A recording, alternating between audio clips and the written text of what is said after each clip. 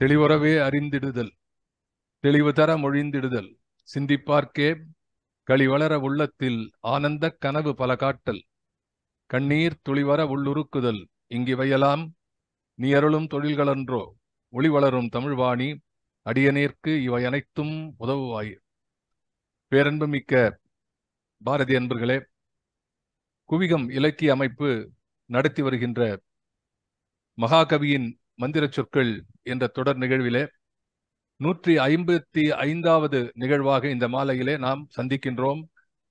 நிச்சயமாக நாமே பெருமைப்பட்டுக் கொள்ளக்கூடிய நிகழ்வாக இது அமைந்து கொண்டிருக்கிறது. தொடர்ந்து ஆக இந்த மாலையிலே என்னோடு ஜூம் அரங்கிலே அமர்ந்திருக்கக்கூடிய அத்துணை நண்பர்களுக்கும், இதை நேரலையிலே யூடியூப் போன்ற தளத்திலே காணக்கூடிய நண்பர்களுக்கும், பின்னால் பதிவிலே காண இருக்கக்கூடிய பாரதி அன்பர்கள் ஆகிய அத்துணை பேருக்கும் முதற்கண் எனது நன்றிகளை தெரிவித்துக் கொள்கின்றேன். இது மணப்பெண் என்ற அந்த ஞான பாடல் வரிசையிலே இரண்டாவதாக நாம் இன்றைக்கு பார்க்கிறோம்.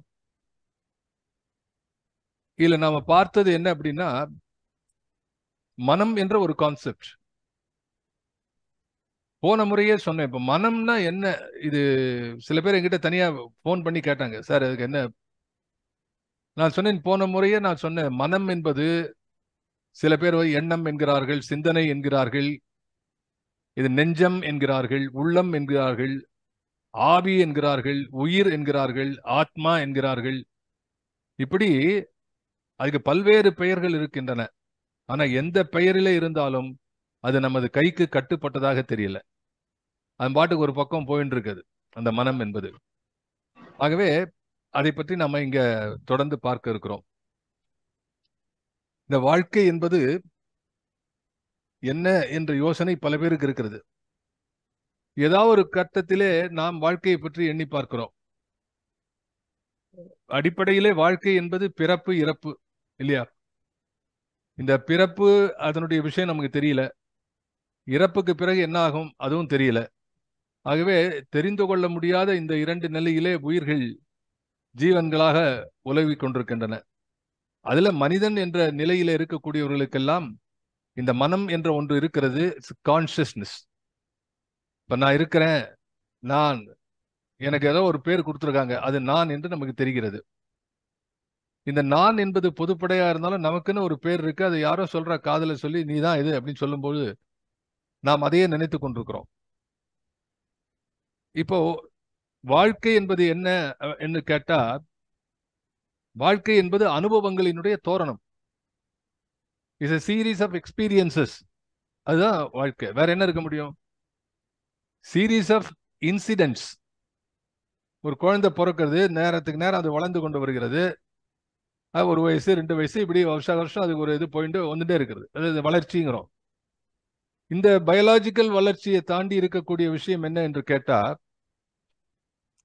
இந்த மனசு அதோட வளர்றது. இதே ஒரு நுட்பமாக ஒருத்தர் கேள்வி கேட்கிறார், சார் மனசு என்பது உயிர், ஆவி, உள்ளம், நெஞ்சு இப்படிலாம் சொல்லலாம். ஆனா இந்த மனம் என்று சொல்லும்பொழுது அதுக்கு இன்னொரு ஒரு ஒரு பரிமாணம் இருக்கிறது. அது நம்மோடு வளர்ந்து வருகிறது. வயது ஆக ஆக அந்த மனத்திலே, அந்த மனத்தினுடைய முதிர்ச்சியிலே அந்த மனம் நம்மிடையே அதனுடைய கான்சியஸ்ல, அவேர்னஸ்ல வித்தியாசம் இருக்கிறது. அதுக்கு எப்படி ஒரு எக்ஸாம்பிள் சொல்லணும்னா, பக்கத்துல ஒரு குழந்தை இருக்கு, அந்த குழந்தைக்கு ஒரு மனம் இருக்கிறது. மனம் என்றால் உணர்வு தானே. அது பக்கத்துல ஒரு பாம்பு போனால் அதை பத்தி கவலைப்படாது, அப்படியே இருக்கும்.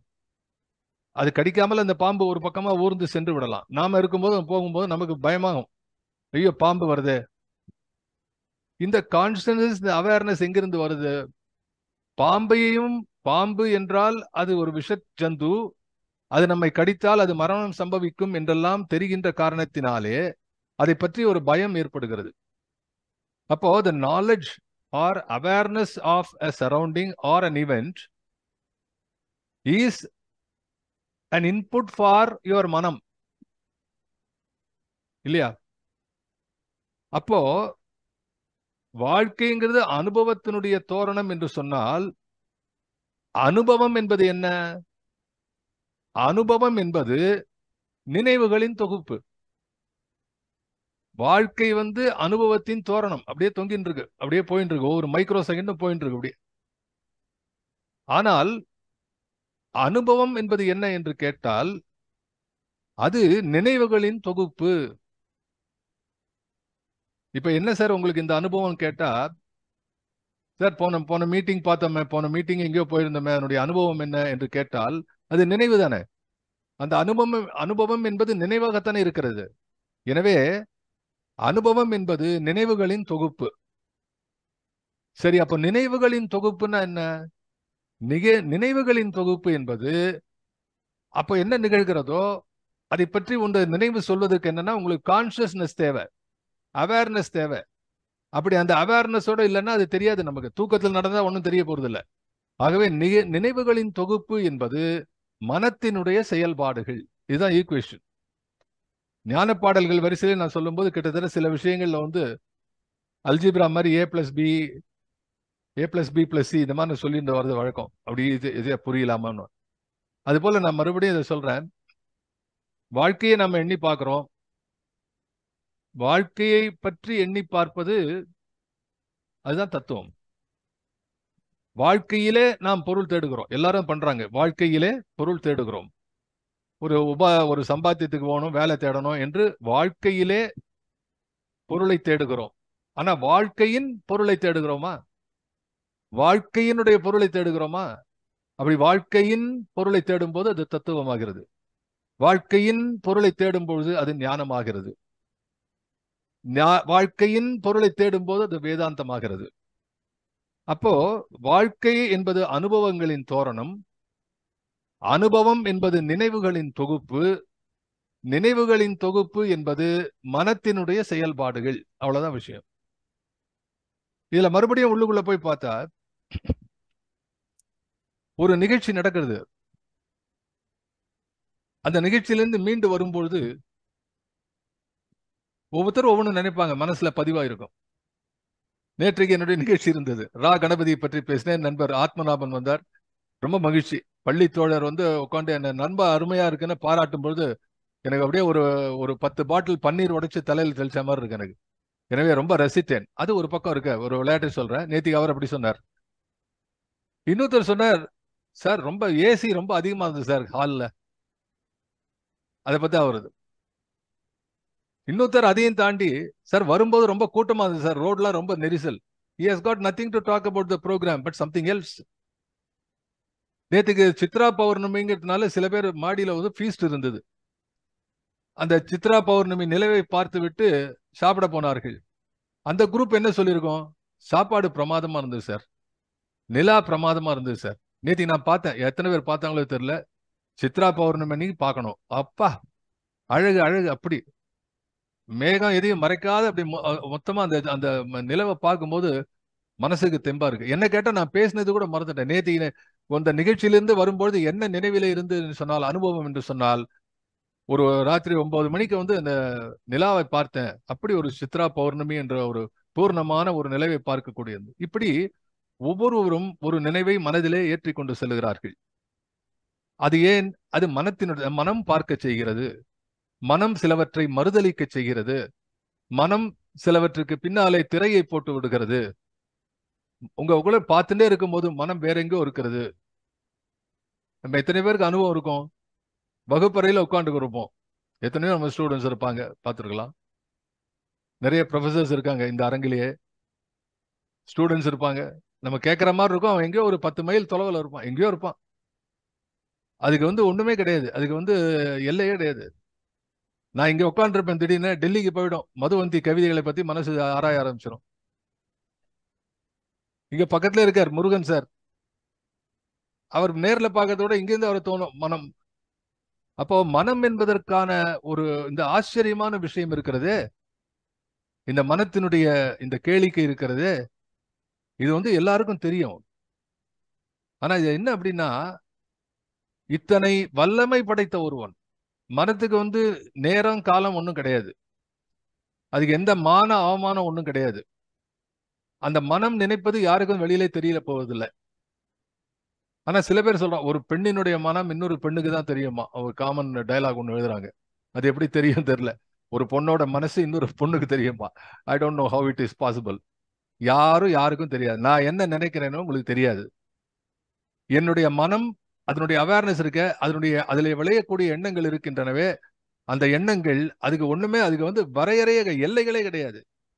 அது எங்கும் போகலாம், எப்படியும் போகலாம், யாரையும் பார்க்கலாம், யாரோடும் எந்த உறவும் வைத்துக் கொள்ளலாம், யாரோடும் சண்டை போடலாம், பகைமை கொள்ளலாம்.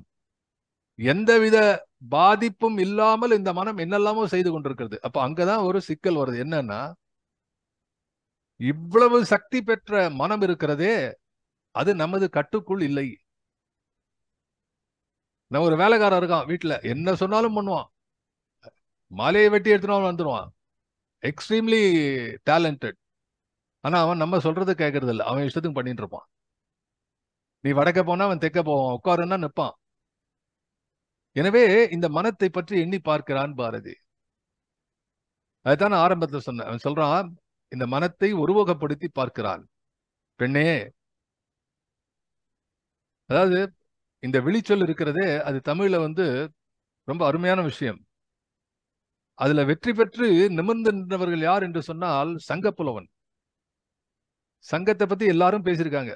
நம்ம குவிகத்திலேயே நிறைய பேர் சங்கத்தை பற்றி தெரிந்தவர்கள், பேசுகிறவர்கள் நிறைய பேர் இருக்கிறாங்க. இப்ப கூட சுந்தரராஜன் அவர்கள் சங்க சுரங்கம், நம்ம மறைந்த மாவை பசுபதி அவர்கள் எழுதிய சங்க சுரங்கத்தை படிக்க வேண்டும் என்று சொல்லியிருக்கிறார்கள்.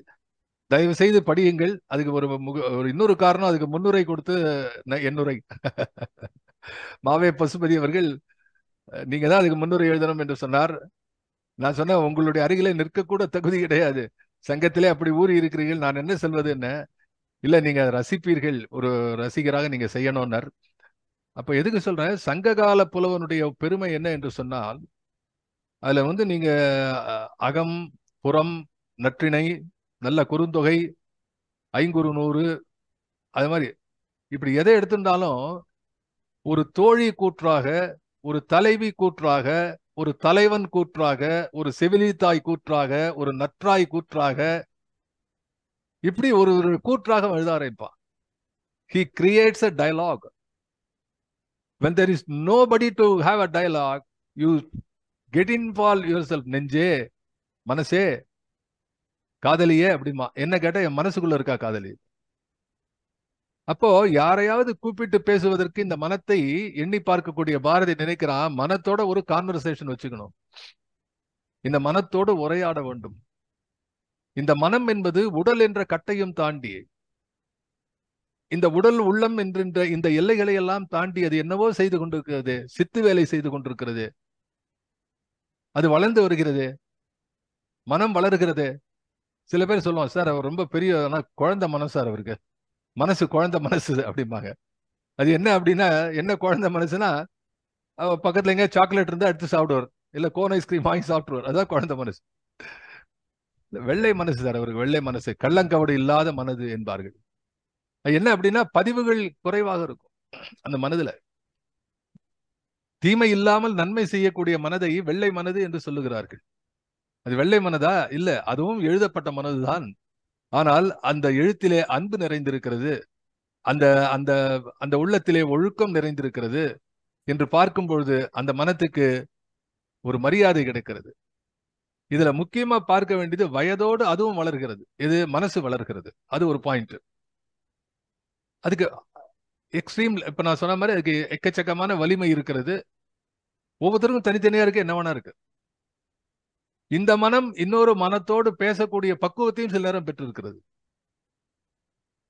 நம்ம நாட்டுல குரு சீடர் பரம்பரையில பாத்தீங்கன்னா, பேசிக்கொண்ட குரு சீடர்களை விட பேசிக்கொள்ளாமல் உபதேசம் பெற்ற சீடர்கள் நிறைய பேர் இருக்கிறார்கள். அது மட்டுமல்ல, அவர் சொல்லும் போது உண்மை, ஒழுக்கம், நன்னெறி என்றெல்லாம் சொல்லும் போது 3 விஷயம் சொல்வார்கள். மனம், வாக்கு, உடல். மனசு இருக்கணும், வார்த்தை, வாக்கு, மொழி, மனம், மொழி, மெய் என்பார்கள். நண்பர் இலங்கை ஜெயராஜ் அவர்கள் தன்னுடைய சொற்பொழிவை தொடங்கும் போது, எல்லாம் அல்ல இறைவனை மனம், மொழி, மெய்களால் வணங்கி நான் தொடர்கிறேன் என்று ஆரம்பிப்பார். அப்படின்னா என்ன பொருள்னா, சில பேர் உடலாலே வணங்குவான், மனசு வேற எங்கேயோ இருக்கும். வார்த்தை அங்க போகாதரா அப்படின்னு சொல்லி கூண்டுவான். இது வண்டியை லாக் பண்ணிட்டா பார்க் பண்ணிட்டானே பாரு அப்படின்னு பிள்ளையார பார்த்து சொல்லிட்டு இருப்பான். யார் பிள்ளையார போய் பார்க் பண்ண போறாரு, ஏதோ ஒன்று சொல்லிட்டு இருப்பான். இது ஏதாவது ஒரு விஷயம், மனம் மொழி மெய் மூன்றும் ஒரே நேர்கோட்டில் இருக்கக்கூடிய விஷயத்தை நீங்கள் செய்தால் அது தபம். ஒன்றும் இல்லை, வீட்டில் குக் பண்றீங்களா, ஒரு குக்கர்ல சாப்பாடு வைக்கிறீங்களா, மனம் மொழி மெய். சில பேருக்கு மனம் இருக்கும் மெய் இருக்கும், ஆனா மொழி வேறையா இருக்கும். ஏதாவது வேற ஏதாவது பேசிட்டு இருப்பான், போன்ல பேசிட்டு இருப்பான். சோ இந்த 3 ஆஸ்பெக்ட்ல மனம் மொழியில உடல்ல, உடலுக்கு தான் உபாதை அதிகம், நிறைய ரெஸ்ட்ரிக்ஷன்ஸ் இருக்கு. மொழி என்பதற்கு ரெஸ்ட்ரிக்ஷன் இருக்கு, ஆனாலும் அது தொடர்ந்து பேசிக்கொண்டே இருக்கலாம். ஆனா அதையும் தாண்டி இந்த மனம் என்று இருக்கிறது, இந்த மனத்தினுடைய கட்டுப்பாடு கட்டற்ற, விக்கிபீடியாங்கிற அந்த மாதிரி கட்டற்ற விஷயம் அது மனசுங்கிறது. என்ன சார் இப்படி சொல்றீங்க இந்த மனசை, இதை போய் பாரதி டேக்கிள் பண்றானு. அப்போ அருகாமையிலே வைத்துக் கொண்டு பேசுகிறான், மா பராசக்தி நீதானே இப்படி பண்றீங்க இந்த மாயை. நேற்று பேசும்போது சொல்வதற்கு நேரம் இல்லைன்னு நினைக்கிறேன், ஞாபகம் இல்ல சொன்னேனா இல்லையான்னு. ராகணபதி ஒரு இடத்திலே பாரதியாரை நிறைய பயன்படுத்துகிறார் ராகணபதி அவர்கள், பல இடங்களிலே அவரை கோட் பண்றார். அதை நேற்று சொன்னேன், நான் சொல்லாத இடம் ஒன்று இருக்கிறது நினைக்கிறேன். அதுல என்ன அப்படின்னா, இந்த மாயை என்பதை பாரதி சங்கரரிலிருந்து வேறுபட்டு எண்ணுகிறான். மாயை என்பது உண்மை என்கிறான். அந்த மாயை என்பது அது போலித்தனம் அல்ல, அது போலி அல்ல, பொய் அல்ல, அதுதான் பராசக்தி. பராசக்தி தான் அப்படி இருக்கிறாள் என்று பேசுகிறான். இதை ராகணபர் சொல்லிவிட்டு சொல்றார், யாரெல்லாம் சாக்தம் என்ற வழியில நெறியில நிற்கிறார்களோ அவர்கள்தான் இதை பராசக்தி என்று சொல்லுகிறார்கள். சங்கரருடைய வாழ்க்கையில 2-3 விஷயம் சொல்லுவாங்க. அவர் கங்கை கரையிலே அவருக்கு நிகழ்ந்த அனுபவத்தை. The great Shankaracharya, the scholar of Advaita, the propounder, not scholar, the propounder of Advaita, the richest philosophy in the whole world, in the whole universe. அவர் கங்கை கரையில போகும்போது ஒரு சண்டாளனை பார்க்கிறார். நகர்ந்து போ என்று சொல்லுகிறார். நான் குளித்து விட்டு வருகிறேன், பூஜைக்கு சேர்ந்து நகர்ந்து போனோம். நகர வேண்டிய என்ன சொல்றீங்களா, என்னுடைய உடலை சொல்லுகிறீர்களா, என்னுடைய பெயரை சொல்லுகிறீர்களா என்று கேட்டு மனுஷா பஞ்சகம் எழுதுகிறார் என்றெல்லாம் கேள்விப்பட்டிருக்கோம். அதே போல இன்னொரு நிகழ்ச்சியை தெய்வத்தின் குரலிலே மகா பெரியவர் குறிப்பிடுகிறார். என்ன அப்படின்னா, அங்கே ஒரு வயதான மூதாட்டி அவள் அமர்ந்திருக்கிறாள். சங்கரர் எதிரிலே வருகிறார். வந்தபோது சொல்கிறார், சிறு பிள்ளையா இருந்தாலும் ஞானியாக தெரிகிறாரு, எல்லாவற்றையும் அத்வைதம் பேசிக் கொண்டிருக்கிறாயே, உன்னிடம் ஒன்று கேட்கிறேன், இந்த மாயை என்பது உண்மையா பொய்யா சொல்லு. நான் இப்போ இங்க இருக்கேன், என் கூட பேசுற நீ நானும் பேசிக் கொண்டிருப்பது உண்மையா பொய்யா என்று கேட்கிறார். எழுதுறாரு. அதுல இன்னொரு மனுஷா பஞ்சகத்தினுடைய அதை மாதிரியே வருதுன்னு பார்த்தா இது கொஞ்சம் வித்தியாசமான நிகழ்ச்சி. இந்த பாட்டி காலை நீட்டி அமர்ந்து கொண்டிருக்கிறாள். என்கிட்ட சொல்லிட்டு போ, இல்ல நகர்ந்து போவோம், இல்ல எனக்கு பதில் சொல்லிவிட்டு போப்பா, நீ நானும் பேசிக் கொண்டிருக்கிறோமே, நீ நான் வேறு இல்லையா? அதுக்கப்புறம் என்ன அத்வைதம்? ஒரு நிமிடம் நின்று பார்த்த சங்கரன் புரிந்து கொண்டார். அப்படியே அந்த அம்மா காலில் விழுறா, பராசக்தி தாயே நீதான் மாய, நீயே எதிரில் உட்காந்து என்ன கேள்வி கேட்கலாமா, நீதானம்மா மாயை என்று வணங்குகிறார் என்று ஒரு நிகழ்ச்சி வருகிறது. But Bharathi goes a step further. He said, இந்த மாயை என்பது பராசக்தி, இந்த மாயையிலிருந்து இருக்கக்கூடிய நிகழ்ச்சிகள் தான் மனத்திலே வருகின்றன.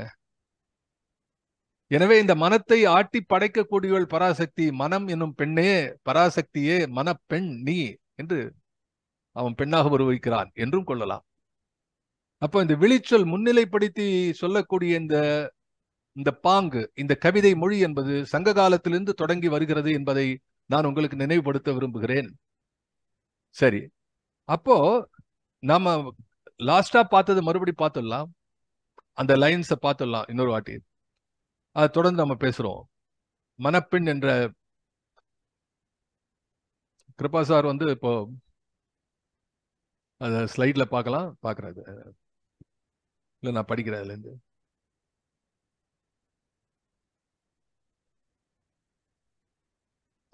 மனமெனும் பெண்ணே வாழினி கேளாய், ஒன்றையே பற்றி ஊசலாடுவாய், அடுத்ததை நோக்கி அடுத்தடுத்துலவுவாய், நன்றையே கொள்ளினில் சோர்ந்து கை நழுவுவாய், விட்டுவிடு என்றதை விடாது போய் விழுவாய், தொட்டதை மீள மீளவும் தொடுவாய். அங்கதான் நம்ம போன முறை பார்த்தோம். இங்க ஸ்கிரீன்ல தெரியல எனக்கு சார். இல்ல வேணாம், இட்ஸ் ஆல் ரைட். ஷேர் பண்ணிருக்கேன் பட் வரல போல. வரல, விட்டுருங்க. Leave it. we will go to the gallery view. இதை எடுத்துடலாம் சார். தேங்க்யூ. நன்றையே கொள்ளன நன்றையே கொள்ளினில் சோர்ந்து கை நழுவுவாய், விட்டுவிடு என்றதை விடாது போய் விழுவாய் என்று பேசுகிறான். அப்ப என்ன பொருள் இதற்கு? இது நாம் சொல்வதை கேட்கிறதா, அல்லது கேட்பது போல் நடிக்கிறதா, அல்லது கேட்பதற்கு எதிராக நடக்கிறதா? அந்த பாயிண்ட் எவ்வளவு சட்டிலா சொல்றான் பாருங்க. அதுதான் கவிதையில் இருக்கக்கூடிய சிறப்பு. நன்றையே கொள்ளினில் சோர்ந்து கை நழுவுவாய், இட் ரியாக்ட்ஸ். இது உனக்கு நல்லது, இதை தொடர்ந்து சென்றால் அங்கே கை சோர்ந்து இருக்கிறது. விட்டுவிடு என்றதை, நீ எதை விட்டுவிடு என்று சொல்கிறாயோ அதை விடாது பற்றி கொள்கிறது என்ற இடத்திலே சொன்னோம். இதுல ஒரு இடத்துல முக்கியமா அடுத்து சொன்ன தொட்டதை மீள மீளவும் தொடுவாய், இங்கதான் போன முறை விட்டோம். அதை இதுல என்ன அக்கார்டிங் டு த புக்ஸ் எல்லாம் எப்படி இருக்குன்னா, தொட்டதை மீள ஒரு கமா, தொட்டதை மீள மீளவும் தொடுவாய். எனக்கு ரொம்ப மகிழ்ச்சியான விஷயம், இந்த மீளக்கு அப்புறம் ஒரு கமா போட்டிருக்கான். இந்த இந்த குறிப்பெல்லாம் இருக்கு, இந்த பஞ்சுவேஷன் மார்க், இதுக்கு ஒரு மீனிங் இருக்கு. தொட்டதை மீள கமா மீளவும் தொடுவாய். அப்ப என்னன்னா, ஒரு விஷயத்தை மனது தொடுகிறது, தொட்டு மீண்டு வருகிறது. அவ்வளவுதானே? பார்த்தாச்சு, அது என்ன தெரிஞ்சிருது, அதை பற்றி ஒரு அனுபவம் மனதிலே பதிகிறது, வர வேண்டியதானே. மீளவும் தொடுவாய். அப்போ தொட்டதை மீள மீள தொடுவாய் என்றால் அது பக்கத்துல நின்று கொண்டு படிப்படியாக தொட்டுக்கொண்டே இருப்பதல்ல.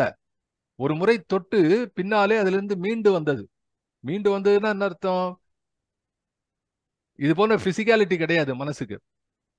அப்ப மீண்டு வந்ததுன்னா என்ன பொருள்னா, ஒரு இடத்துக்கு போயிட்டு அங்கேயிருந்து திரும்பி வருது இல்ல, பஸ்ஸோ ரயிலோ பிடிச்சி வருது, அப்படி இல்லை. அங்கிருந்து வேற ஒரு நிகழ்ச்சிக்கு போயிடுறது. ஒன்றையே பற்றி ஊசலாடுவாய். ஓஹோ, அப்படிதான் ஆடிட்டு இருக்கான்னு கேட்டா, அடுத்தடுத்து உலவுவாய், வேற ஒன்றுக்கு போவாய். அப்போ மீள வருகின்றது, மீளவும் தொடுவாய். தொட்டதை மீள மீளவும் தொடுவாய். தமிழ்ல இந்த சில சொற்களுக்கு ஒரு அழகான பொருள் உண்டு. ரெண்டு பொருள், மீள என்பதற்கும் அது போல உண்டு. மீண்டும் மீண்டும். மீள என்றால் திரும்ப என்று ஒரு பொருள். மீள வந்திருக்கிறது, மீள தொடுவாய் என்று சொன்னால் திரும்பவும் தொடுவாய், திரும்பவும் வந்திருக்கிறது. அப்ப இதுல ரெண்டு மீனிங் வருது. இது மனது இட்ஸ் லைக் அன் ஆசிலேஷன். அதுதான் சொல்ல. இப்ப கடிகாரத்தினிட அந்த அந்த கால கடிகாரத்துல பார்க்கலாம், அந்த பெண்டுலம் இருக்கும். இந்த பெண்டுலம் ஆடிக்கொண்டிருக்கும், ஒரு பக்கம் போகும் ஒரு பக்கம் வரும். அந்த பெண்டுலத்தினுடைய பிசிக்ஸ் ஆஃப் பெண்டுலம் எப்படின்னா, இந்த pendulum right side left side இருக்கும். இந்த பக்கம் எவ்வளவு தூரம் போறதோ அந்த பக்கம் இந்த பக்கம் போகும். அது குறைய குறைய அதனுடைய அந்த வீச்சு குறைந்து கொண்டே வரும், அது நிலைத்து நிற்கக்கூடிய இடத்துல. அதை போல மனது இருக்கிறது, அது ஒரு புறம் வீசி மறுபுறம் அதே புறமாக வீசுகிறதா என்று கேட்டால் இல்ல. It is not like a pendulum. நீங்க மனசை ஒரு பெண்டுலம் மாதிரி யோசனை பண்ணி பார்த்தா அது சரி வராது. ஏன் அப்படின்னா, ஒரு பக்கம் மீள மீள போய்கொண்டிருக்கிறது, இன்னொரு பக்கம் வரவே இல்லை. If you take science, this requires the expansion of energy. If a pendulum is allowed to go from one end to the other on its own, it will go and find its own focal point and come to the standstill at one point of time. ஆனா இது ஒரு பக்கம் தான் போகணும்னு சொன்னா அதுக்கு expenditure of energy is required. இன்னொரு பக்கம் போகாமல் தடுக்க வேண்டும், வந்த பக்கமே மீளவும் போக வேண்டும். அப்ப நான் படித்த போது நினைத்து பார்த்தேன், தொட்டதை மீள மீளவும் தொடுவாய். அப்போ இந்த மனதுக்கு தொட்டதை மீண்டு வரும்பொழுது ஒரு மகிழ்ச்சியோ அல்லது வலியோ இருக்கலாம். மறுபடியும் தொட்டு மகிழ்ச்சி அடைந்து மறுபடியும் மீண்டு வரும்பொழுது வலி இருக்கலாம். அப்போ மனதினுடைய பதிவுகள், மனிதனுடைய செயல்கள் எல்லாம் எப்படி பதிவாகிறது என்று சொன்னால் அது உணர்விலே பதிவாகின்றது. இதை கொஞ்சம் நுட்பமா கவனிச்சுங்கன்னா பின்னாடி இதுதான் பத்தி பேச போறோம். மனசுங்கிறது ஒரு விடை கிடைக்காத ஒரு புதிர் போல அது சென்று கொண்டிருக்கிறது. மனசு ஒரு இடத்துக்கு போறது பற்றிக்கிறது, ஏன் போய் தொடர்றது? அதுல மகிழ்ச்சி இருக்கிறது, அதை பத்தி நினைக்கிறோம். Okay, yes sir. ஆனா மகிழ்ச்சி தராத விஷயங்களையும் மனது போய் பற்றி கொள்கிறது. அது ஏன்? இப்போ ஒரு தேவையில்லாத விஷயம் நடந்துருது, அடிபட்டு சென்றிலங்கை செற்றாய் அடி போற்றியே ஆண்டாள் பாடுறா. இப்போ ஆண்டாள் குழந்தையா நினைச்சு பாடுறா. கோபாலா இப்படி அந்த கோவிந்தனை பாடுறா. யாரு பாடுற மாதிரி? யசோதை பாடுற மாதிரி பாடுறா. ஏன்பா அன்னைக்கு போய் இந்த குன்றை எடுத்து குடையாக எடுத்து நின்றாயாமே, ஐயோ நீ எவ்வளவு கஷ்டப்பட்டிருப்ப. ஒரு குழந்தை இருக்கிறது, தாய் இருக்கிறாள், தெருவிலே விளையாடி கொண்டிருக்கிறது. வேகமாக ஒரு கார் வருகிறது, வண்டி இடித்து விடுவது போல வந்து அந்த வண்டியிலிருந்து அந்த குழந்தையை காப்பாற்றி இந்த தாய் எடுத்துக்கொண்டு வருகிறாள். அந்த நிகழ்ச்சி நடந்து முடிஞ்சிருத்து. இதன் பிறகு அவனுக்கு வயசாய் அவன் பள்ளிக்கூடம் தாண்டி கல்லூரி போய் கல்யாணமா இருந்தாலும் கூட ஒரு சிறிய நேரத்திலே கனவு கண்டு பதறி எழுகிறாள். ஐயோ அந்த குழந்தை என்று காரின் முன்னாடி சென்றதே, அது மனசுல மறுபடியும் வருகிறது. அலறி அடித்துக் கொண்டு எழுதுகிறான். இது வாழ்க்கையில இருக்கிறதா இல்லையா? என்றோ நடந்து முடிந்த விஷயம், அது மனத்துக்கு மகிழ்ச்சி இல்லாத விஷயம், அதை போய் மனது மறுபடியும் தொடுகிறது. What is the reason? only now you understand the difficulties of handling மனம்.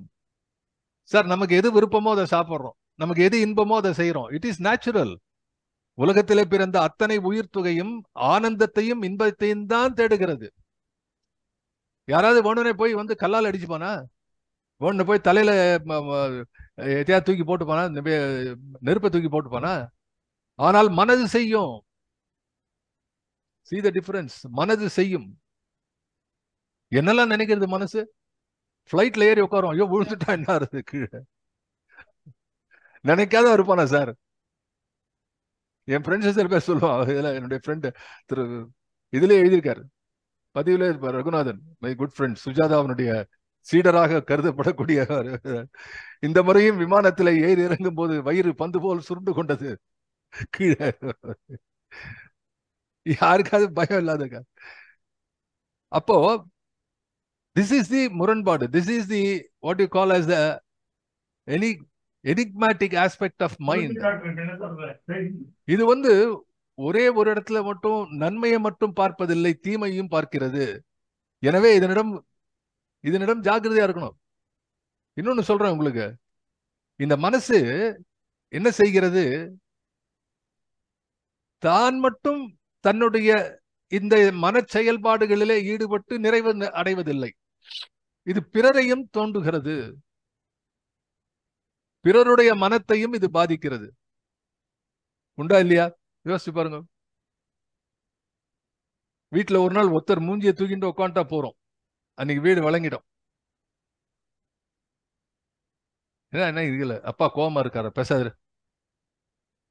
கோபம், அன்பு, காதல், பாசம், நட்பு, ஈரம், இது எல்லாத்துக்கும் அடிப்படை காரணம் மனசு தானே.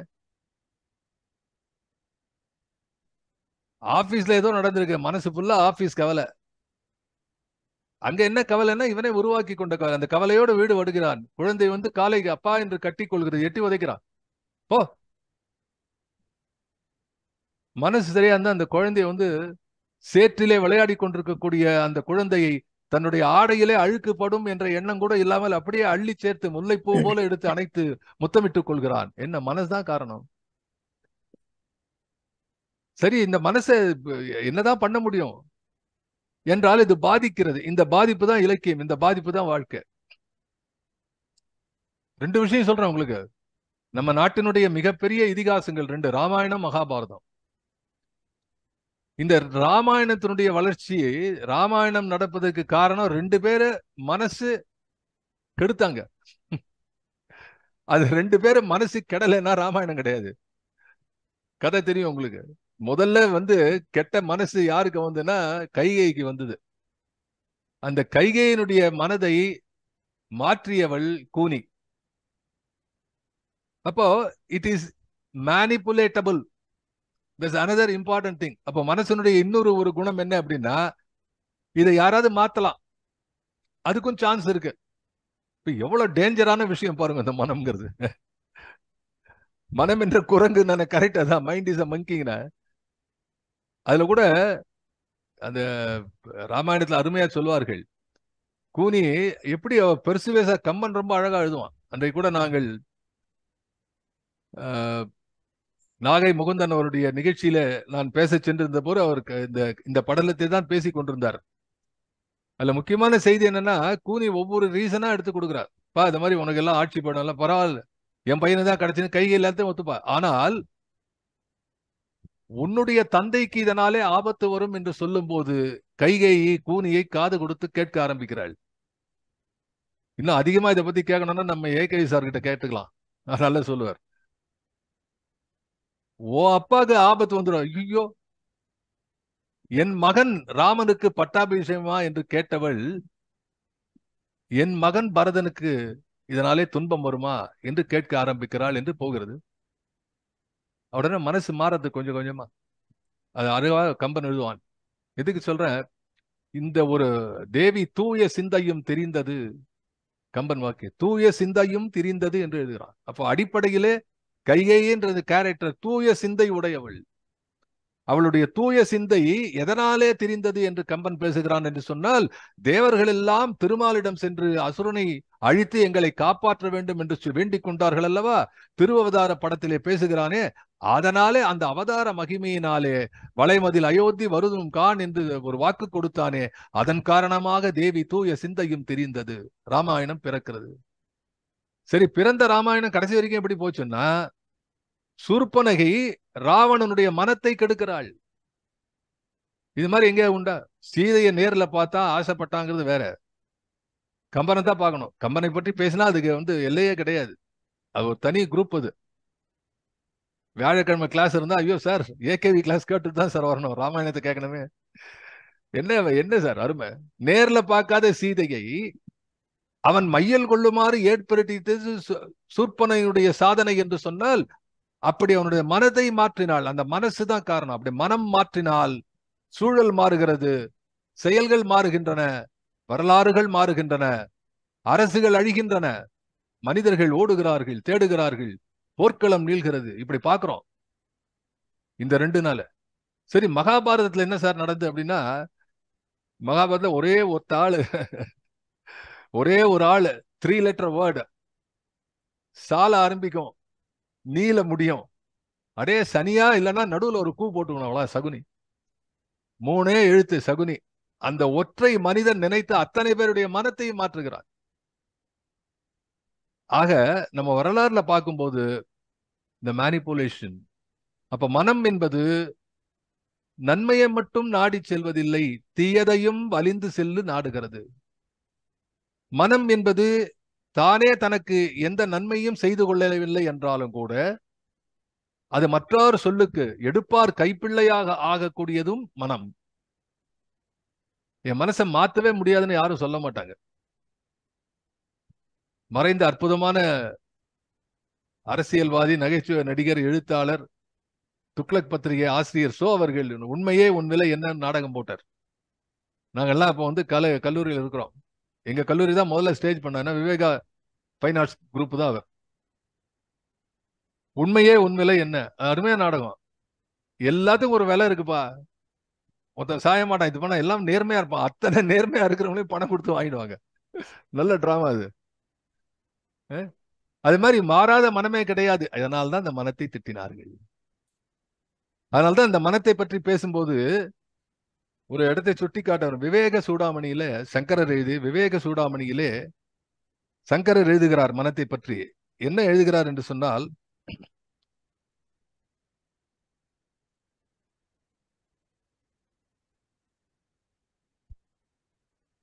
மனோநாம மகாவியாக்ரோ மனோ நாம மகா வியாக்ரோ. வியாக்ர பாதர்ல வியாக்ரான புலின்னு அர்த்தம். மனோ நாமன மனம் என்ற பெயரில் எது இருக்குன்னா ஒரு புலி இருக்குன்னா, ஒரு வனத்திலே இருக்கக்கூடிய புலி அதுக்கு பெயர். அந்த வனம் எந்த வனத்திலே அது இருக்கிறது என்று சொன்னால், இது கொடிய புலி விஷயம் என்ற வனபூமியில் இது உலவுகிறது. தன்னைத்தானே அறிந்து கொள்ள முயல்கின்ற பேர்களை, சாதுக்களை இது துன்புறுத்துகிறது. எனவே இதனை அவர்கள் கடந்து செல்ல வேண்டும். இதுதான் விவேக சூடாமணி பேசுகிறது. என்ன சொல்கிறது? இந்த கொடிய புலி, இந்த மனமான கொடிய புலி இருக்கிறது, அது விஷயம் என்ற வனபூமியிலே உலவி கொண்டிருக்கிறது. இதை தடுக்கணும். அப்படின்னா என்ன அர்த்தம்னா, விஷயம் என்ற இடத்திலே செல்லக்கூடாது. இதை பெரியவர்கள் என்ன சொல்ல, விஷயம்னா என்ன? லௌகீகம். லௌகீகம்னா என்ன? Materialistic world. இந்த மெட்டீரியல் வேர்ல்ட்ல நமக்கு ஆசைகள் இருக்க இருக்க இது ஒரு புலி போல நம்ம பேர்ல பாய்கிறது. இந்த மனம் அதை போய் பற்றி கொள்கிறது. அதுக்கு அந்த என்ன மாதிரி விஷயங்களை பற்றி கொள்கிறது என்பது அடுத்திலே சொல்லுகிறார். அதுல வேறுபாடு, எங்கெல்லாம் வேறுபாடு இருக்கிறதோ அங்கெல்லாம் மனம் ஒரு புலியை போலே சென்று பற்றி பாய்ந்து அடித்து புரள்கிறது. எங்கெல்லாம் வேறுபாடு. இதை காப்பிங்கிறாலே சினிமால கூட பாக்குறான். ஒரு இங்க போலாமா வேணாமா என்று கேட்கும்போது உள்ளுக்குள்ளே ஒரு இந்த கதாநாயகி ஒரு பட்டிமன்றம் மாதிரி வைப்பான். ஒரு தராசு மாதிரி வச்சு இந்த பக்கம் ஒத்த அந்த பக்கம் ஒத்த, நன்மை தீமை, உனக்கு வெள்ளை கலர், இன்னொன்று கருப்பு கலர் போட்டுருவான். இந்த பக்கம் பேச அந்த பக்கம். நீங்க யோசித்து பாருங்கள், உங்களுடைய பர்சனல் எக்ஸ்பீரியன்ஸ். வெளியில சொல்ல வேண்டாம். ஒரு விஷயத்தை செய்யும் போது மனத்துக்குள்ளே ஒரு பட்டிமன்றத்தை நடத்துகிறது எப்போதுமே. இது இல்லைன்னு யாரும் சொல்ல முடியாது. ஆல்வேஸ் ஒரு ஆப்போசிட் பாயிண்ட் ஆஃப் வியூ உங்க மனசுக்குள்ள எப்போ இருக்கு சார். குளிக்க போலாமான்னா இப்ப எதுக்கு போனோம், கொஞ்சம் லேட்டா போலாமே, இப்படிதான். எதுவா இருந்தாலும் சரி, சாப்பிடலாமா, கொஞ்சம் அப்புறம் சாப்பிடலாமான்னு, படிக்கலாமா வேண்டாமா, செய்யலாமா, உடனே ஆப்போசிட். வேற யாரும் வெளியில வேண்டாம், உங்க மனசுக்குள்ள இருக்கு. There is a matter. அப்போ இந்த வேறுபாடுகளில் வேரூன்றி அது என்ன செய்கிறது? ஸ்தூலம் சூக்ஷ்மம் இந்த ரெண்டுத்திலும் உள்ளே புகுகிறது. ஸ்தூலம் சூட்சம்னா என்ன? ஸ்தூலம் என்பது வெளியில இருக்கக்கூடிய பருப்பொருள். சூக்ஷ்மம் என்பது உள்ளே இருக்கக்கூடிய கருப்பொருள். இந்த கருப்பொருளையும் விட்டு விடாமல், பருப்பொருளையும் விட்டு விடாமல், எல்லா இடத்திலும் காலூன்றி வேறுபாடுகளிலே வேரூன்றி தன்னுடைய கருத்தை எங்கே பதிவு செய்து கொண்டு மனம் வளர்கிறது. இந்த வேறுபாடை யார் உற்பத்தி செய்ய? மனம்தான் உற்பத்தி செய்கிறது. See how dangerous it is. Very dangerous. அதனால்தான் பாரதி அதை அப்படியே தட்டி கொடுத்து எழுதுறான். அதுல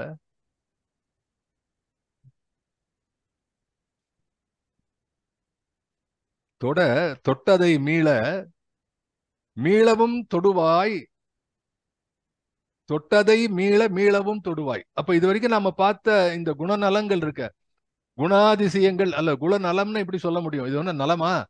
இந்த குணம் இருக்கிறது, இது எப்படிப்பட்ட குணம்? இது வேறுபாடுகளை மனத்திலே பகையை உண்டாக்குகிறது, நகையை உண்டாக்குகிறது, சிரிப்பை உண்டாக்குகிறது, சினத்தை உண்டாக்குகிறது, மகிழ்ச்சியை உண்டாக்குகிறது, துன்பத்தை உண்டாக்குகிறது, ஏக்கத்தை உண்டாக்குகிறது, ஆசையை உண்டாக்குகிறது, பேராசையை உண்டாக்குகிறது, பெருவிருப்பத்தை உண்டாக்குகிறது, காமத்தை உண்டாக்குகிறது, மோகத்தை உண்டாக்குகிறது, நல்லவரை உண்டாக்குகிறது, தீயவரை உண்டாக்குகிறது, வரலாற்றை படைக்கிறது. வாழ்க்கை என்பதற்கு பொருளே இந்த மனம்தான் என்று புரிகிறது. அப்ப இத்தனை விஷயத்தையும் இந்த மனம் செய்யக்கூடிய மனம் இருக்கிறதே, தொட்டதை மீளவும் தொடுவாய். இது சொல்லி முடித்த Bharathi, another dimension is goes, புதியது காணில் புலன் அழிந்திடுவாய். நான் சொன்னேனே, மனமும் வளர்ச்சி அடைந்து வருகிறது. ஏதாவது புதுசுன்னு பார்த்தா புலன் அழிந்து விடுவாய். அதாவது தமிழ்ல ஒரு அழகு என்னன்னா, புலன் அழிந்து விடுவாய் என்று சொன்னாலே போறோம். அது புளூரல் தான். புலன்கள் அழிந்து பட வேண்டும் என்று சொல்ல வேண்டும் தேவையில்லை. கவிதை நடையும் சரி, உரை நடையா இருந்தாலும் சரி, புலன் அழிந்தது, இட்ஸ் a noun form. புலன் டேஷ் அழிந்த, புலன் நவுனாவும் அழிந்தது வெர்பாவும் இருந்தா புலன்கள் புளூரல் வரணும், அழிந்தன புளூரல் வரணும். ஆனா இத இந்த வந்து what you call in English gerund. So இந்த வெர்பல் நவுன் என்று சொல்லக்கூடிய விஷயம் இருக்கிறது. அதே போல புலன் அழிதல், புலனழித்தல். அப்போ புதியது காணில் புலனழிந்திடுவாய், புலன் அழிந்து படுகிறது. அப்ப எல்லா புலன்களும் அதுல அடக்கம். என்ன அடக்கம்? என்ன ஐம்புலன் இருக்கிறது? கண், வாய், மெய், மூக்கு, நாசி, மெய். இது நமக்கு தெரியும். இது எல்லாவற்றையும் இது அஃபெக்ட் பண்றது. நான் ஏற்கனவே ராமகிருஷ்ணர் கதையை பத்தி சொன்னேன் அது முதல்ல போன முறை. அது மாதிரி இந்த மனசு இருக்க, இது எல்லா இடத்துலயும் இருக்கிறது. இது எல்லா இடத்துலயும் வியாபகமாக நீக்கமர நிறைந்திருக்கிறது. அப்போ ஒரு ஒரு புலவர் கேட்டார், நீக்கமர நிறைந்திருக்கின்ற காரணத்தினாலே மனம் என்பது இறைவன் தானே, இறைவன் தான் மனம். ரமணர் சொல்லதான் பெஸ்ட். இந்த மனம் எங்க போய் சேர்றது பார்த்துட்டே போகுது. எங்கடா இருக்குது? நான் சொல்றேன், இது எங்க இருக்கு தேடி போ. இது தேடி போய் முடிகிற இடத்துல அந்த அந்த டச் ஸ்டோன் இருக்க. தூங்கி கொண்டிருக்கிற நேரத்திலே, சுசுப்தி நிலையிலே ஒண்ணுமே தெரியல.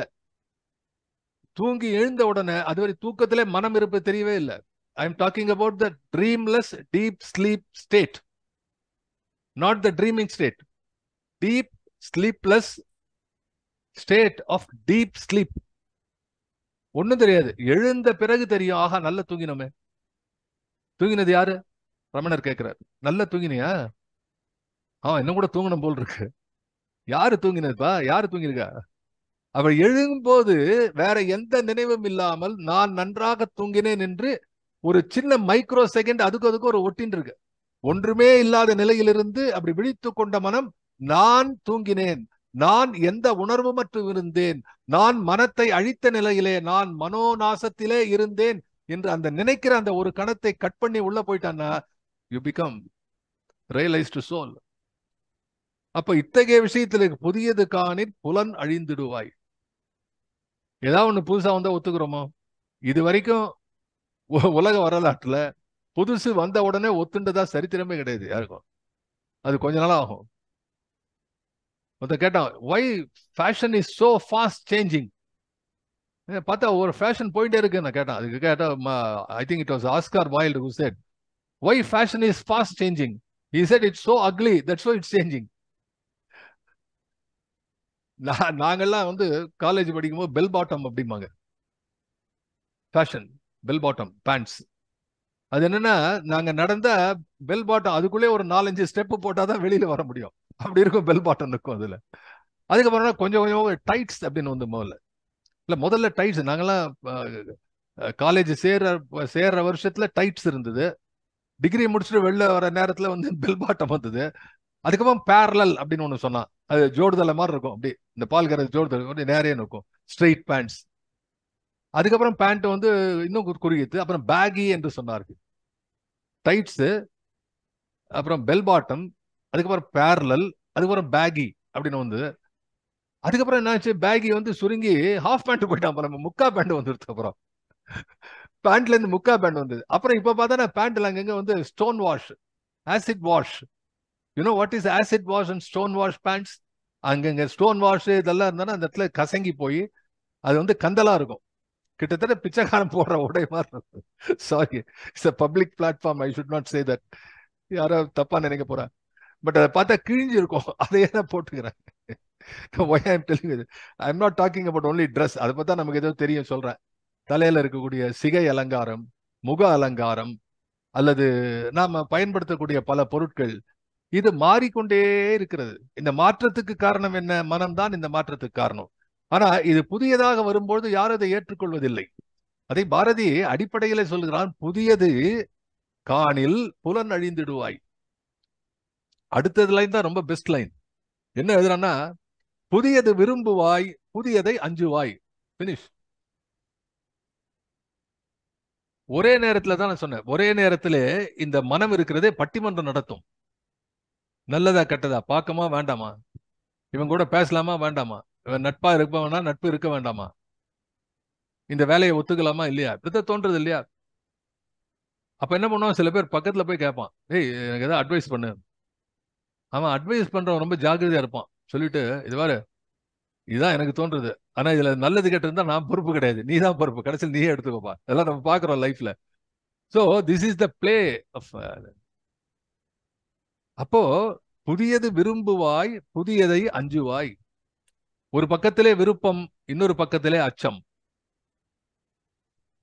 ஏன் அப்படின்னா இவர் வந்து பர்சன் பை நேம் கோபாலகிருஷ்ணன், டாட்டால வந்து பெரிய நம்பர் 1.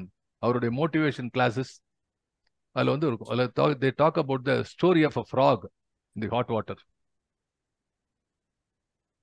ஹாட் வாட்டர்ல போட்டா இது ஃப்ராக் தெரிஞ்சு போயிடும், ஐயோன்னு துள்ளும். ஆனா ஏற்கனவே இருக்கிற வாட்டர்ல கொஞ்சம் கொஞ்சமா பண்ணிட்டே வந்தானா உள்ளே உட்காந்துருக்கும். அதுக்கு அந்த சூடு அதை பத்தியே கவலை இல்லை, அதை விட ரொம்ப ரொம்ப கம்ஃபர்டா இருக்கணும். ஒரு நாளைக்கு திடீர்னு சூடு அதிகமாச்சா வெந்து செத்து போயிடும். So changes are there to give different kind of effects on your life. அந்த சேஞ்சஸை அக்செப்ட் பண்ணக்கூடிய மனம். I am talking it 2 levels. ஒன்று வந்து மெட்டீரியல் வேர்ல்டு, இன்னொன்று வந்து what you call it spiritual side. அதனுடைய பெனிஃபிட் அல்லது டெபிசிட், இல்லைன்னா அதனுடைய எஃபெக்ட், அதனுடைய இம்ப்ரெஷன்ஸ், அதனுடைய இம்ப்ளிகேஷன்ஸ் என்ன, ரெண்டுத்துலயும் ஒரே மாதிரி தான் இருக்கும். ஏன்னா இதுக்கும் அதுக்கும் ஒண்ணுதான். இது அந்த பழைய கவிதை இருக்கிறது, கஞ்சிக்கு உப்பில்லை என்பார்க்கும், படுப்பதற்கு பட்டு தலையணை இல்லை என்பார்க்கும், இன்னும் இது மாதிரி லிஸ்ட் போயிட்டு எல்லாருக்கும் விசனம் ஒன்றே என்று எழுதுவான். மனசு திருப்தி இல்லை. என்ன காரணம்? 10 லட்சம் ரூபாய் போயிடுத்து, உனக்கு என்னடா திருப்தி இல்லை? காத்தால காஃபி சரியில்லை சார், காஃபில டிகாஷன் கொஞ்சம் கம்மியாயிடுது. அவனும் புத்தி, அவன் ஐயோ போச்சேமா, இவனும் ஐயோ போச்சேமா, இன்னொருத்தன் 10 கப்பல் முழுகிச்சம்மா, எல்லாருக்கும் விசனம் ஒன்றேன்னு. நான் எவ்வளவு, அதாவது தமிழ் கவிதையில இருக்கக்கூடிய அழகு, இவங்க எல்லாருக்கும் துக்கம் ஒன்றுதான், துக்கம் தான் அது, அதை இடம் போட முடியுமா அந்த உணர்வை? இல்லையா? அப்ப இதுக்கு மனம்தான் காரணமாக இருக்கிறது. புதியதை விரும்புவாய், புதியதை அஞ்சுவாய் என்று பேசுகிறான். அப்போ இந்த வினைப்பயன்கள் பற்றி பார்க்கும் பொழுது இதை எப்படி, இதை வந்து நம்ம பயன்படுத்துவது, எப்படி இதை சொல்வது? இத்தனை தூரம் இருக்க. நான் இவ்வளவு தூரம் சொல்றதுக்கு காரணம் என்னன்னா, இகழக்கூடிய காரணம். மனத்தை ஏன் இகழ வேண்டும்? மனத்தை ஏன் அடக்கி வைக்க வேண்டும்? மனம் ஏன் நமது கண்ட்ரோல், யூ ஷுட் கண்ட்ரோல், அதை ஏன் நமது கட்டுப்பாட்டுக்குள் கொண்டு வர வேண்டும் என்பதெல்லாம் பெரியவர்கள் இதனால் தான் சொல்லி இருக்கிறார்கள். இதுல நாலடியார் ஒரு இடத்துல பேசுகிற அந்த நாலடியார் பாடலையும் உங்களோட நான் பகிர்ந்து கொள்ள விரும்புகிறேன். நாலடியார்ல வந்து அரண் வலியுறுத்தல் அதிகாரத்துல 33வது பாடல் இது.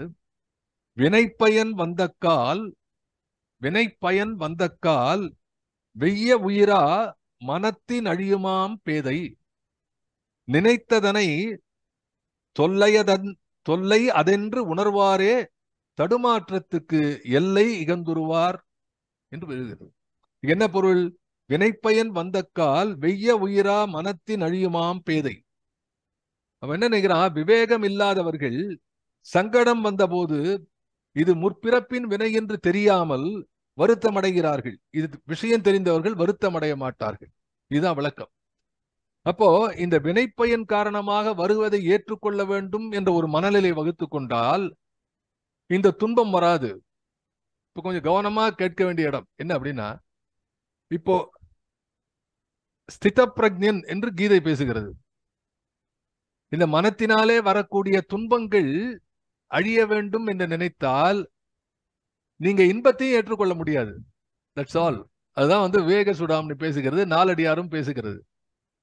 நன்மை தீமை எதுவரினும் ஒன்றாக கருதுகின்ற மனத்தை ஏற்படுத்தி கொண்டால் இட் இஸ் ஈக்குவல் டு மனோநாசம்.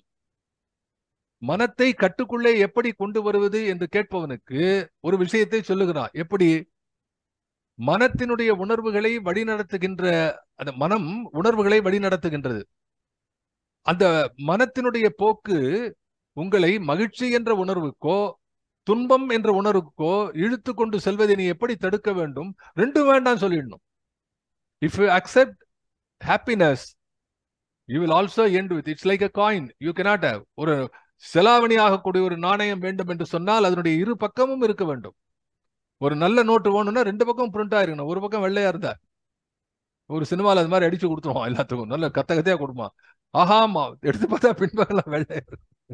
அவன் ஏமாத்மா கோடிக்கணக்காரோ நம்ம பார்க்கும் போதே சிரிப்பு வரும் அந்த சீனை பார்க்கும். அது மாதிரி இருக்கு இல்லையா? அப்போ 2 பக்கமும் இருக்க வேண்டும். இதை வந்து பாரதி ஒரு இடத்துல அழகாக சொல்கிறார். அந்த கட்டுரை உங்களுக்கு பாரதியுடைய கட்டுரையில அவர் சொல்றார், மனிதர்கள் விலங்குகளாக மாறுகிறார்கள். இப்போ ஒருத்தன் வந்து மனுஷங்கிட்ட போய், டேய் நீ வந்து ஒரு ஒரு விலங்கு அப்படின்னா ஒத்துப்பானா? கோவப்படுவானா? ஓகே, நல்லதுமாண்ணா. ஏடா நாயே அப்படின்னு கேட்டா வந்து ஒத்துப்பானா? கோவப்பட மாட்டான். விலங்கு என்று சொன்னால், பாரதி எழுதுகிறார், விலங்கு என்று சொன்னால் அவன் கோவப்படுகிறான், மனம் பதைக்கிறது. ஆனா இந்த விலங்குகளுக்கெல்லாம் உணர்வுகளான் ஒரு விலங்கினை நடத்துகிறது. அந்த உணர்வை ஏற்படுத்துவது மனம். அப்ப அதுக்கு எப்படி பாரதி அதை விளக்கம் பண்ணுகிறான்னு சொன்னா, அவருடைய கட்டுரையில் எழுதுகிறார், நாம் இந்த ஜென்மத்திலேயே பல பேர் மிருகங்களைப் போல் இருப்பதை கவனிப்பது கிடையாது. பாரதியுடைய குறும்பு பாருங்க. அதாவது நெல்லைக்காரர்களுடைய இடக்கு, அவருடைய அந்த அந்த அந்த சீண்டுதல், இதெல்லாம் இருக்கு. நீ அடுத்த ஜென்மத்துல மிருகமா பிறப்பா என்று சொன்னால் கோபம் கொள்ளக்கூடியவர்களே சில பேர் இந்த ஜென்மத்திலேயே மிருகமா இருக்கிறான். அதுக்கு அவர் என்ன எழுதுறார், ஒவ்வொரு நிமிஷத்திலேயும் ஒருவன் நினைக்கும் நினைப்புகளும் செய்யும் செய்கைகளையும் அவன் பலவித பிறவிகளை அடைவதற்கு காரணமாகின்றன.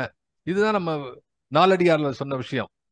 தன்னுடைய நன்மை தீமைக்கு முற்பகல் செய்த வினைகள் காரணம் என்பதை அறியாமல் விவேகம் இல்லாதவன் சங்கடப்படுகிறான் என்று நாலடியார் பேசுகிறது. பாரதி சொல்கிறார், ஒவ்வொரு நிமிஷத்திலேயும் ஒருவன் நினைக்கும் நினைப்புகளும் செய்யும் செய்கைகளும் தான் அவன் பலவித பிறவிகளை அடைவதற்கு காரணமாகின்றன. இதுல கவனிக்க வேண்டிய விஷயம் என்ன அப்படின்னா, Bharathi is not criticising about your action but also your thoughts. நீங்கள் செய்யக்கூடிய செயல்களும் நினைக்கக்கூடிய நினைப்புகளும், அங்கதான் நம்ம வந்து அழகாக கேட்கணும். ஓல்டு டெஸ்டமெண்ட் பைபிள் பேசுகிறது. ஓல்டு டெஸ்டமெண்ட்ல the Bible says, don't even harbor bad thoughts because one day it will be realized into action என்று பேசுகிறது. சரியான மனசுல ஒரு தீய எண்ணம் இருக்கிறது, சரியான சந்தர்ப்பம் வாய்ப்பு இல்லாதனாலே அது கட்டுப்பட்டு கிடக்கிறது. ஒரு குறிப்பிட்ட நேரத்தில் உங்களுக்கு வாய்ப்பு கிடைக்கிறது, அந்த சூழ்நிலையை யாரும் உங்களை கட்டுப்பதற்கு அக்கம் பக்கம் யாரும் இல்லை, நீங்கள் தனியா இருக்கிறீர்கள், அதிகாரத்தோடு இருக்கிறீர்கள், பதவியிலே இருக்கிறீர்கள், உங்களை தடுப்பதற்கு யாரும் இல்லை. அந்த தீய எண்ணம் செயல்பட தொடங்குகிறது. Because it was there in your thought. அப்ப என்ன பொருள் அதுக்கு? மனசுல தீய எண்ணம் இருந்தால் ஒரு நாள் செயலாக வெளிப்படும். ஆனால் ஒருபோதும் மனதில் இல்லாத விஷயம் செயலாக இயங்க முடியாது மனிதர்களுக்கு. The automatic action is only an animal action. மனிதர்கள் இங்க வரலன்னா, இங்க மனசுல நினைக்கல அப்படின்னா அதை செயலாக உருவாக்க முடியாது. எனவே பாரதி பேசுகிறார், இந்த பிறவியிலேயே ஒருவன் மிருகமாகிறான். அது எப்படி சொல்றான்? மிருகங்களை போன்ற மனிதனை நாம் பார்த்ததில்லையா? பாரதி கேட்கிறார். பாரதி இது நான் ஏற்கனவே ஒரு முறை இதை சொல்லியிருக்கேன்னு நினைக்கிறேன் இந்த இடத்த, நான் வேற ஒரு அக்கேஷன்ல சொல்றேன். அவர் எழுதுறார், மிருகங்களை போன்ற மனிதர்களை நாம் பார்த்ததில்லையா? நம்மை நாம் கவனிக்கும் இடத்து எத்தனை விதமான மிருகங்களாய் இருக்கிறோம் என்பது தெரியும். நாமே பார்க்கும்போது எத்தனை விதமான மிருகங்களாய் நாம் இருக்கிறோம் என்று தெரியும். ஒரு வாட்டி வந்து இங்க மெட்ராஸ்ல சர்க்கராமா போன்ற எக்ஸிபிஷன்லாம் வந்தது. அப்ப வந்து இந்த எக்ஸிபிஷன்லாம் ரொம்ப பாப்புலர் சென்னையில. அதுல ஒரு எக்ஸிபிஷன்ல வந்து இந்த மிரர் ஹவுஸ்னு ஒண்ணு வச்சிருப்பான். வெவ்வேறு விதமான மிரர்ஸ் எல்லாம் இருக்கும். அதுல கடைசியில வந்து ஒரு மிரர், அந்த மிரர்ல வந்து your face is equal to what kind of animal அப்படின்னு பார்ப்போம். சில பேரோட முகம் மான் முகம் மாதிரி இருக்கும், சில பேர் வந்து ஆனை மாதிரி இருக்கும். அந்த முகத்துக்கும் உங்களுடைய அனிமலுக்கும் ஈக்குவலா ஒண்ணு வச்சிருந்தான். அங்க எக்கச்சக்கமா கூட்டமா இருந்து எல்லாரும் போய் போய் பார்த்துட்டு இருந்தாங்க. அதை நல்ல காலம் திரும்பி அதுல இருந்து கண்ணாடியில வரும்போது ஒரிஜினல் முகம் வந்துருது. இல்ல அதே முகம் வந்து நான் எவனும் பார்க்க போயிருக்க மாட்டான். இப்ப அதை பாரதியை படிக்கும்போது நினைக்கிறேன், பாரதி எழுதுகிறான், நம்மை நாம் கவனிக்கும் இடத்து எத்தனை விதமான மிருகங்களாய் இருக்கிறோம் என்பது தெரியும். வஞ்சனையாலும் சூத்திரத்தாலும் சமயத்துக்கு ஏற்ப பலவித கபடங்கள் செய்து ஜீவிப்பவன் நரிதானே. எவன் வஞ்சகத்தோடு இருக்கிறானோ அவன் நரியாகத்தானே இருக்கிறான். ஊக்கமில்லாமல் ஏதேனும் ஒன்றை நினைத்து கொண்டு மனம் சோர்ந்து தலை கவிழ்ந்து உட்கார்ந்திருப்பவன் தேவாங்கு. மறைந்திருந்து பிறருக்கு தீங்கு செய்பவன் பாம்பு. தாமதத்திலும் புகழிலும் விருப்பமில்லாமல் அற்ப சுகத்திலே மூழ்கி கிடப்பவன் பன்றி. சுயாதீனத்திலே இச்சை இல்லாமல் பிறர்களுக்கு பிரியமாக நடந்து கொண்டு அவர்கள் கொடுப்பதையெல்லாம் வாங்கி வயிறு வளர்ப்பவன் நாய். கண்ட விஷயங்களில் எல்லாம் திடீர் திடீர் என்று கோபம் அடைகிறவன் வேட்டை நாய். இப்படி போறது இந்த லிஸ்ட். இன்னும் சிலதெல்லாம் பர்சனலா எழுத ஆரம்பிச்சிட்டார் பாரதி, பூராத்தையும் படிக்க முடியாது. ஏதோ ஒரு நாய், பன்றி, காக்கை இந்த மாதிரி விஷயங்கள்லாம் நம்ம சொல்லும்போது கோவம் வருது நமக்கு. என்னடா இது மாதிரி இருக்கு, நம்ம லைஃப் இந்த மாதிரி இருக்க, இதை எப்படி செய்ய முடியும் என்று பார்க்கும்பொழுது பாரதியினுடைய கட்டுரையில மிக தெளிவாக அவர் விளக்கம் கொடுக்கிறார். அப்ப நமக்கு பிடிக்கிறது இல்ல. இப்போ பாரதியினுடைய வரிகள்ல பார்க்கும்போது புதியன விரும்புவாய், புதியதை விரும்புவாய், புதியதை அஞ்சுவாய் என்று பேசுகிறான். அப்போ இந்த புதுசு என்பது இது புதியதா இல்லையா என்பதை தீர்மானிப்பது எது? மனதுதான் தீர்மானிக்க வேண்டும் இல்லையா? அப்போ மீளவும் மீளவும் தொடுவாய் என்று சொல்லும் போது பாரதி அதை அதை தொடர்ந்து எழுதக்கூடிய அந்த வரிகளிலே அந்த அருமை தெரிகிறது. என்ன எழுதுறான்னு பார்த்தா இந்த இடத்துல புதியது காணீர் புலனழிந்திடுவாய், புதியது விரும்புவாய், புதியதை அஞ்சுவாய். அதுக்கு அடுத்த வரி எழுதுகிறான், அடிக்கடி மதுவினை அணுகிடும் வண்டு போல் பழமையாம் பொருளில் பறிந்து போய் வீழ்வாய். இப்ப புதுசு பார்க்கும்போது புதுசு தானே போகணும், மனம் புதியதை தானே நினைத்து கொண்டிருக்க வேண்டும். அந்த புதியதை பார்த்து இது புலனழிகிறது, அந்த புதியதை பார்த்து இது அஞ்சுகிறது, அந்த புதியதை இது விருப்போடு நோக்குகிறது. இதெல்லாம் பண்ணி முடித்த பிறகு மதுவினை நாடும் வண்டு போல் மீண்டும் மீண்டும் ஒரு வண்டு இருக்கிறது, அது ஒரு மலரிலே சென்று மது எடுத்து பருகுகிறது என்று சொன்னால் அது ஒரே ஒரு நாள் போயிட்டு ஒரு டெஸ்டினேஷன், ஓகே ஒரு வாட்டி போயிட்டு வந்தாச்சுன்னு போகுமா? திரும்ப திரும்ப அந்த மதுவை தேடி. In fact according to science, so many flowers have got so many different kinds of honey or the nectar in them, but each insect has got its own taste. அது அந்த விதமான மலருக்கு தான் சொல்லும். சில விதமான மலர்களை வைத்துக்கொண்டு இந்த மலர்ல வரக்கூடிய இந்த விதமான இன்செக்ட் இங்கதான் வரும், அந்த இன்செக்டை பிடிச்சு அதை பத்தி ஆராய்ச்சி செய்கிறவர்கள் அந்த மலரை தேடுவார்கள். இல்ல அந்த இன்செக்டை வச்சு இந்த மலர் இங்க இருக்கிறது என்று கண்டுபிடிப்பார்கள். இது சயின்ஸ்ல, என்டமாலஜில it is quite common to see the relationship between a flower and the insect, especially on these issues. அதுபோல மதுவை தேடி செல்லுகின்ற வண்டு மீண்டும் மீண்டும் செல்வது போல இவர்கள் புதியதை பற்றி அச்சத்துடன் இருப்பார்கள், புதியத்திலே விருப்புடன் இருப்பார்கள், என்றாலும் பழையதையே தேடி தேடி செல்வார்கள். இதெல்லாம் பாரதிக்கு எப்படி தெரியும்னா, பாரதி இந்த உலகை சுற்றி பார்க்கிறான், தன்னை சுற்றி இருக்கக்கூடிய மக்களை பார்க்கிறான். விடுதலை பெறாமல் விடுதலை தவறிக்கட்டு நிற்கின்ற சமுதாயத்தை பார்க்கும்பொழுது பாரதிக்கு தோன்றுகின்ற எண்ணங்கள் ஒரு பக்கம் இருந்தாலும் இது ஞான பாடல் வரிசையில இவன் ஆன்மீக சிந்தனையில ஈடுபட்டு எண்ணி பார்க்கிறான். அப்ப அடிப்படை, what is the root cause? Root cause is the mind. அடிப்படையிலே இது மனம். அந்த மனத்தை ஏன் இப்படி சொன்ன, நான் ஏற்கனவே சொன்னேன், இன்னும் ஒரு 2 நிமிஷம் இருக்கு. அதுல முக்கியமா சொல்ல வேண்டியது, தாயுமானவரை போற்றினான் பாரதி. தாயுமானவருடைய வரிகளிலே மனம் பறிகொடுத்தவன் பாரதி. அதுல அவன் எழுதுறார், அவர் தாயுமானவர் எழுதுறார், வாராய் நெஞ்சே வாராய் நெஞ்சே உந்தன் துன்மார்க்கம் யாவையும் வைத்து கட்டி இங்கு ஆராய் அடிக்கடி சுற்றுகின்றாய். யாரு நினைச்சு உன்னுடைய துன்மார்க்கம், உன்னுடைய துன்ப வழிகளை மனதிலே ஏற்றுக்கொண்டு, இந்த மனது இருக்கிறதே அதை ஏற்றுக்கொண்டு நீ யாராய் அடிக்கடி சுற்றுகின்றாய். உன் அவல மதிக்கு 1000 புத்தி சொன்னாலும் ஓர்கிலை. உன்னுடைய தேராத மதி இருக்கிறதே, புத்தி கெட்ட உன்னுடைய மதி இருக்கிறதே, அதற்கு 1000 புத்தி சொன்னாலும் ஓர்கிலை. ஓ கெடுவாய், பாராய் உன்னை கொல்லுவேன் வெல்லுவேன் அருள் பாங்கு கொண்டே. தாயுமானவருடைய பாடல்ல இருக்கக்கூடிய முதல்ல இருக்கக்கூடிய 3-4 வரியில, முதல் 3 வரியில மனசு திட்டார்.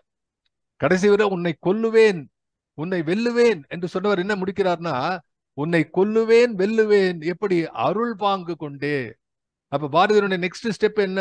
இந்த மனதை பற்றி பேசுகிறான், அதனுடைய பரிபவத்தை சொல்லுகிறான், இந்த மனத்தை எப்படி ஆட்கொள்ள வேண்டும் என்பதை பற்றியும் அவன் தாயுமானவரிடம் எடுத்துக் கொள்கிறான். அந்த இறை அருளினாலே இதை எப்படி நாம் சரி செய்து கொள்ள வேண்டும். இந்த மனத்தை நாம் விட்டு அகல முடியாது, இது நம்ம கூட தான் இருக்கும். ஆனா இந்த மனத்தை, இந்த மனோ நாசம் என்று சொல்வதை விட இந்த மனத்தை எப்படி நாம அடக்கி ஆள்வது என்ற எண்ணத்தை பாரதி அடுத்த இன்னும் சில அடிகளிலே அவன் சொல்ல இருக்கிறான். அதை பற்றி தொடர்ந்து வரக்கூடிய வகுப்பிலே பார்க்கலாம் என்று சொல்லி இந்த அளவிலே நம் மனத்தை கட்டுப்படுத்திக் கொண்டு நாம் அடுத்த வாரத்துக்கு செல்வோம். மனத்தை பத்தி நிறைய பேசிட்டோம், ரொம்ப மகிழ்ச்சியா இருக்கு. நான் கூட நினைச்சு பார்த்தேன், இப்ப ஆச்சரியமா இருக்கு, மனசு இப்படி எல்லாம் பண்றது. மனமாற என்னுடைய வாழ்த்துக்களை சொல்லி நிறைவு செய்கிறேன். வணக்கம்.